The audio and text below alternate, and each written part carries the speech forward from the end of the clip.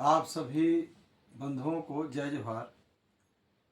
आज हमारे बीच में बगल में जो बैठे हैं सर जी, ये हमारे माननीय पुष्कर लाल तिवारी जी, वरिष्ठ कृषि विस्तार अधिकारी बैकुंठपुर और मनेंद्रगढ़, बलरामपुर, रामानुजगंज आप रहे हैं और पूरे क्षेत्र में गांव-गांव में जाके किसानों के लिए बहुत सारा सेवा में रहते हुए मार्गदर्शन देना, उनको सहयोग करना, जो भी कृषि उन्नति के लिए जो भी योजनाएं किसानों के लिए आया करते थे, वो जो है उनको बड़े अच्छे लगन के साथ ये उनको शेयर करते थे और उनके आर्थिक उन्नति को मजबूत करने के लिए उन्नत कृषक का बात बता करके उनको मजबूत करने का एक प्रयास किए हैं।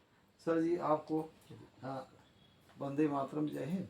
मैं यही चाहूँगा सर कि थोड़ा सा आप अपने अनुभव को हम लोगों को शेयर करेंगे, जैसे कि वर्तमान समय में कृषक को कृषि कार्य में क्या क्या चुनौतियां हैं, उससे कैसे निपटा जाए, आर्थिक उत्पादन मिले, अधिक आमदनी हो। तो हम चाहेंगे थोड़ा हम बातचीत करें आपसे, तो हमारे जो किसान बंधुओं को प्रेरणा भी मिलेगा। चलिए, बहुत बहुत धन्यवाद सर जी। निश्चित रूप से आपने बहुत ही अच्छा प्रश्न किया है कि कृषि क्षेत्र में क्या क्या चुनौतियां हैं। जी। तो सबसे पहली चुनौती तो है कि हमारा कुल जो खेती योग्य रकबा है जी। उसका लगभग जो है 70% एरिया सिंचित है। तो एक सिंचाई एक बहुत बड़ी समस्या है। सिंचाई के लिए, खेती के लिए जल चाहिए, सिंचाई चाहिए। और सिंचाई हमारा वर्षा आश्रित क्षेत्र है 70%। लगभग 30% एरिया में ही मैं इस सरगुजा संभाग के परिप्रेक्ष्य में बात कर रहा हूँ कि लगभग 30-35% ही एरिया यहाँ सिंचित है, बाकी जो है असिंचित है। सबसे पहली चुनौती तो ये है कि हमारा एक बहुत बड़ा एरिया खेती का ये जो है वर्षा आश्रित है। और वर्षा आप देख ही रहे हैं, वर्षा का उतार चढ़ाव स्थिति, कभी पानी गिरता है तो ज़्यादा गिरता है, कभी नहीं गिरता है तो एक लंबे समय तक सूखे की स्थिति बनी रहती है। ऐसी स्थिति में फसल उत्पादन जो है प्रभावित होता है। और दूसरी समस्या है कि लगातार रासायनिक उर्वरकों का प्रयोग करते रहने के कारण अनियमित और मतलब बिना ठोस जानकारी के किसान भाइयों द्वारा खाद सोसाइटी से या निजी विक्रेताओं से लेकर के अपनी खेती में प्रयोग किया जा रहा है। उसकी वजह से मतलब हमारा ज़मीन जो है उसमें जो है खासकर यूरिया का प्रयोग ज़्यादा हो रहा है। इस वजह से हमारा ज़मीन में का हेल्थ जो है वो प्रभावित हो रहा है। बहुत पहले कृषि विज्ञान केंद्र कोरिया का एक रिपोर्ट का जिक्र करना चाहूँगा यहाँ पर कि उस रिपोर्ट के आधार पर लगभग 30-35% जो हमारा कृषि भूमि है वो अम्लीय है।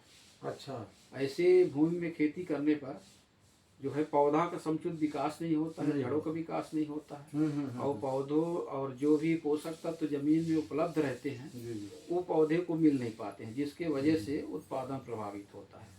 हाँ, तो इसका मतलब ये है कि हम लोग को मिट्टी परीक्षण भी करना है। मिट्टी परीक्षण बहुत जरूरी है, इसके बाद कृषि कार्य करना चाहिए। जी, मिट्टी परीक्षण बहुत जरूरी है। उसके बाद वो मिट्टी परीक्षण रिपोर्ट के आधार पे आप जो है आपकी ज़मीन में किन किन पोषक तत्वों की कमी है, किन सूक्ष्म तत्वों की कमी है, नहीं ज़मीन आपका जो है उसका पीएच मान क्या है, नहीं उसमें जो है जीवांश कितना है, ये सब जानकारी मिलती है। उस आधार पे हमको फिर आगे खेती करना चाहिए। मिट्टी परीक्षण तो बहुत जरूरी है, तो प्राथमिक कार्य है। यदि आपको खेती करना है, कोई भी फसल लगाना है, तो आपको जानकारी होना चाहिए कि अभी आपके मृदा में कौन कौन सा पोषक तत्व उपलब्ध है और किन किन पोषक तत्वों की आवश्यकता है। उसके आधार पर फिर आप संबंधित जो भी फसल आप लेने वाले हैं उसमें उसके जो सिफारिश मात्रा है उस हिसाब से आप उसका प्रयोग करेंगे। चलिए, और एक ध्यान में आता है सर, जैसे आपने बहुत अनुभव किया है और प्रैक्टिकल का अनुभव है, केवल किताबी ज्ञान नहीं है, फिर फील्ड का भी अनुभव है, फिर एज फैक्टर भी लागू होता है। आप सामाजिक सेवा में भी रहे हैं, पर्यावरण का भी चिंता किए हैं, फिर साहित्य सृजन में भी आपका बहुत एक इंटरेस्ट है और समाज को आपने इनके माध्यम से भी बहुत सा जन जागरूकता फैलाया। अब इसमें ये आता है कि कृषक जो है आने वाले समय में किसानों को क्या माने समयानुसार इसमें क्या उनको करना चाहिए ताकि कृषि कार्य में मजबूती आए, आर्थिक संपन्नता कृषि के माध्यम से कैसे बढ़े, कैसे हो जी। तो चलिए, बहुत अच्छा विषय है आपका। तो सर्वप्रथम तो मैं चर्चा करूंगा कि जैसे अभी सॉइल हेल्थ की चर्चा कर रहा था ना जी, कि मृदा स्वास्थ्य सुधार बहुत जरूरी है। जी जी सर्वप्रथम उसके लिए अभी शासन द्वारा अपने कृषि विभाग के माध्यम से जी और अपने कृषि विभाग के जो मैदानी अमले हैं उनके माध्यम से ही प्रचार प्रसार किया जा रहा है अच्छा कि किसान भाइयों को प्रेरित करें जी कि वो हरी खाद का प्रयोग अपने खेतों में करें। करें तो हरी खाद से क्या लाभ है? बरसात से पूर्व या पहले जैसे वर्षा होती है जी वैसी जो है सन है, ढेंचा है, अच्छा नहीं, ये सब हरी खाद हैं। तो इनके बीजों को खेत में छिड़क करके अच्छा। हल से जुताई करके पाटा मार के छोड़ दें ठीक और लगभग 45 दिन बाद, 40 से 45 दिन बाद जब ये फसल करीबन 2-3 फीट के हो जाएंगे जी तो उसके बाद इसको जो है ट्रैक्टर से जोत करके या देसी हल से जोत करके अच्छा उसको मचा करके मिट्टी में मिला दें। अच्छा तो इससे क्या है, मिट्टी में जीवांश जो कार्बन है, ऑर्गेनिक कार्बन है, उनकी मात्रा बढ़ेगी। बढ़ेगा। साथ ही कुछ पोषक तत्व ऐसे होते हैं जमीन में ज़्यादा गहराई में उपलब्ध रहते हैं, अच्छा तो इनकी जड़ें चूंकि गहरी होती हैं, हाँ हाँ हाँ ये सन ढेंचा की जड़ें जो है गहरी होती जी। हैं, तो वहाँ से उस पोषक तत्व को निकाल करके ये ऊपर लेवल में ले आते हैं जमीन अच्छा, के। जमीन का जो ऊपरी लेवल है 6 इंच तक का जो है, जो 4 से 6 इंच वाला लेयर है जमीन का, वो ज़्यादा उपजाऊ होता है। जी जी और अच्छा 6 इंच से 9 इंच वाला जो है अच्छा नहीं, वो कम उपजाऊ रहता है। अच्छा नहीं, लेकिन वो वर्षा और किसी वजह से जो पोषक तत्व है वो नीचे गहराई में चले जाते हैं। तो ये हरी खाद का सबसे बड़ा फायदा यही है, ये जो है जो नीचे लेवल के पोषक तत्व हैं उनको उठा करके ऊपर लेवल में ले आएगा। इसके अलावा जमीन में जो जीवांश है, जो ऑर्गेनिक कार्बन जिसको बोलते हैं, उसकी मात्रा बढ़ा देगा।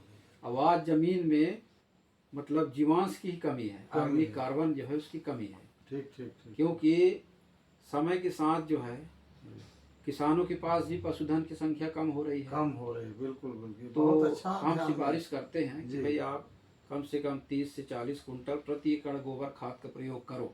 जी। लेकिन आज की स्थिति में किसान भाई लोग 5 कुंटल गोबर खाद का भी प्रयोग प्रति एकड़ नहीं कर पा रहे हैं। उसका कारण ये भी उसका है ना, कारण ये है क्योंकि ट्रैक्टर का समय आ गया, सब आलसी बन रहे हैं। हाँ, पशुधन की और संख्या कम हो हमारा गई। जो कृषि में कहते हैं ना ऋषि परंपरा, तो ऋषि परंपरा और कृषि परंपरा, कृषि परंपरा में हमारा जो गौ माता है हाँ, वो उसको रखना लोग पसंद नहीं करते। हाँ, पशु आधारित जो हमारी पशु आधारित जो कृषि व्यवस्था जो है उसको पुनर्स्थापित करने की आवश्यकता है, क्योंकि जी पशुओं से जो गोबर और गौमूत्र प्राप्त होता है जी जी जी वो हमारी कृषि भूमि के लिए संजीवनी का काम करता है। काम करता है। वाह। हमको किसी प्रकार से कोई कृत्रिम जो अभी खाद चल रहे हैं, यूरिया, इफ्को, डीएपी, ऐसी खादों की आवश्यकता हमको नहीं पड़ेगी, नहीं पड़ेगी। यदि हमारे पास पर्याप्त मात्रा में पशुधन होंगे तो। तो साथ ही अब उसको वैज्ञानिक ढंग से भी उनका जी मतलब पालन करना पड़ेगा, जी ताकि हमको गोबर पूरा समुचित मात्रा में हमको ही उपलब्ध हो। जी और दूसरा जो है गौमूत्र को भी अपन इस ढंग से पशुशाला बनाएं कि हम गौमूत्र को भी कहीं कलेक्ट कर सकें। जी जी क्योंकि गौमूत्र जो है ये भी जो है इसको आप छिड़क करके आप कीटनाशी के रूप में प्रयोग कर सकते हो। नहीं, गौमूत्र जितना पुराना होगा उतना ही जो है उसका प्रभावी होगा वो। अच्छा। तो इस ढंग से मतलब पशुधन आधारित जो हमारी कृषि व्यवस्था है ये खत्म हो रही है। इस वजह से जमीन में भी कई जमीन की उर्वरा क्षमता क्षीण हो रही है, कई प्रकार के कीट व्याधियों का प्रयोग हो रहा है। ये उसका दुष्परिणाम सामने आ रहा है। दुष्परिणाम फिर इसी से क्या है, विभिन्न प्रकार के बीमारियां भी हाँ। जीवन में आ रहे हैं। हाँ, और मनुष्य को भी जो हम खाद वगैरह प्रयोग करते हैं, दवा प्रयोग करते हैं, तो अंतः उत्पाद को मनुष्य भोजन के रूप में और पशु भी चारे के रूप में उपयोग करते हैं। तो इसके वजह से पशुओं का स्वास्थ्य, मनुष्य का स्वास्थ्य, सभी का, सबका स्वास्थ्य प्रभावित हो रहा है। हमारी जो प्रतिरोधक क्षमता है, जी जी जी, नहीं, ये सब प्रभावित हो रही है। और नाना प्रकार की जो बीमारियां जो है वो हमारे शरीर से ग्रसित हो रहा है उससे। चलिए, बहुत अच्छा जानकारी सर आपके द्वारा हुआ है। और निचोड़ में यही आता है कि हम लोगों को पुनः जैविक खेती की ओर आना चाहिए और अधिक उत्पादन बढ़ाने के लिए जो अभी सर जी ने जुताई के बारे में, गहराई के बारे में जो जानकारी दिया है, ये हम सब के लिए बड़ा ही हितकर होगा, लाभकारी होगा। और साथ में हमारा जो खेती से जो अन्न उत्पन्न हो रहा है उससे पुष्ट और स्वस्थ लायक अन्न उपजेगा, जिसको खा के हम सब स्वस्थ रह सकेंगे। तो आज के लिए इतने ही हम लोग इतनी बात को करना चाहेंगे। सर जी बहुत बहुत धन्यवाद आपको। बहुत बहुत धन्यवाद जी। किसान भाइयों से भी मेरी अपेक्षा है कि वे कृपया जो जैविक खाद है, चाहे वर्मी कंपोस्ट हो, चाहे वो गोबर हो, इन सब का प्रयोग करते हुए खेती करें। जो पशुओं का मूत्र है उसका भी प्रयोग जो है कीटनाशी के रूप में करें। और कृषि में जो आज लागत बढ़ते जा रहा है, तो इस प्रकार यदि आप पद्धति अपनाएंगे तो आपकी कृषि में लागत भी कम होगा और आमदनी बढ़ेगी। बहुत बहुत धन्यवाद सर।